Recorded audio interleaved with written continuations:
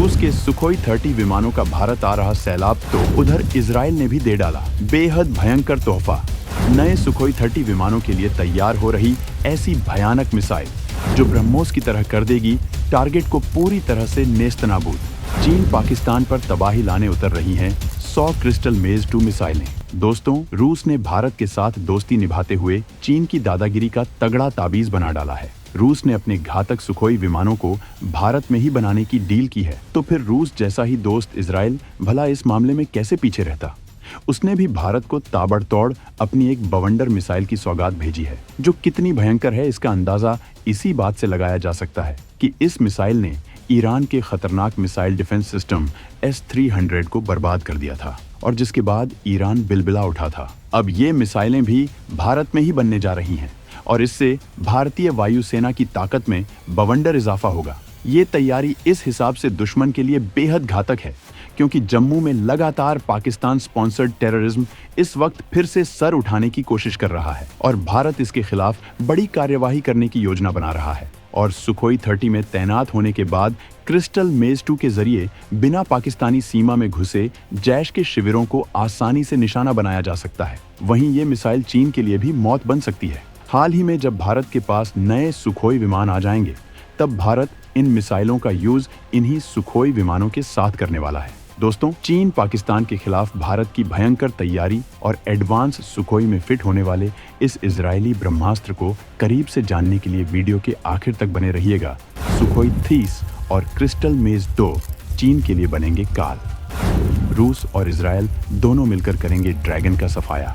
दोस्तों, इजरायल भारत को अपनी जो मिसाइल दे रहा है उसकी तकनीक और क्षमता के बारे में बात करने से पहले हम आपको ये बताना चाहेंगे कि भारत आखिर रूस से सुखोई 30 की डील के बाद दोस्त इजरायल से क्रिस्टल मेज 2 मिसाइल क्यों खरीद रहा है। तो दोस्तों, भारत में जब से पीएम मोदी की तीसरे टर्म की सरकार आई है, उसके बाद से लगातार जम्मू में आतंकी वारदातें हो रही हैं, जिनमें बड़ी संख्या में सेना के जवान शहीद हो रहे हैं और आम लोग भी मारे जा रहे हैं। पाकिस्तान की इन नाकारा हरकतों का जवाब देने के लिए भारत बड़ी तैयारी कर रहा है। पीएम मोदी की खामोशी दुश्मन के लिए बेहद भयंकर साबित होने वाली है। मोदी ने बिना किसी शोर शराबे के इस मामले पर पहले सभी एक्सपर्ट्स, रक्षा मंत्री राजनाथ सिंह, राष्ट्रीय सुरक्षा सलाहकार अजीत डोभाल के साथ मीटिंग की और सब कुछ फिक्स करके रूस की राजधानी मॉस्को पहुंचे, जहां उन्होंने बिल्कुल खामोशी से तमाम हथियारों की डील कर डाली, जिसमें एडवांस सुखोई 30 भी शामिल है। ये वही विमान है जिसे भारतीय वायुसेना बेहद भरोसेमंद मानती है। वहीं इजरायली मिसाइल क्रिस्टल मेज 2 को इसके जरिए दागने का परीक्षण किया जा चुका है। जब पुलवामा हमले के बाद भारत ने पाकिस्तान पर एयर स्ट्राइक की तो उस वक्त मिराज 2000 विमान का इस्तेमाल किया गया था। उस स्ट्राइक के लिए भारत ने 1000 किलो के बमों का इस्तेमाल किया था, जिसके बाद भारत ने ऐसे एक्शन के लिए तमाम तैयारियां करनी शुरू कर दी थी, जिससे दुश्मन के इलाके में बिना घुसे इस तरह की कार्यवाही को अंजाम दिया जा सके।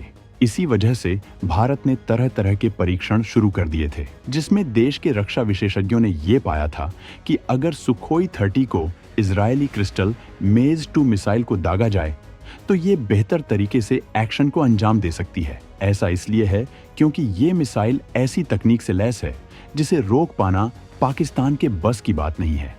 पाकिस्तानी एयर डिफेंस को ये सेकंडों में राख कर सकती है। तभी से भारत इस मिसाइल के लिए करार करने का मन बनाया था। भारत इसे भारी तादाद में देश के अंदर ही बनाना चाहता है, जिससे इन हथियारों को भारत लाने का खर्च बचाया जा सके, जबकि तकनीक ट्रांसफर के जरिए भारत भी ऐसी घातक मिसाइलें बना सके।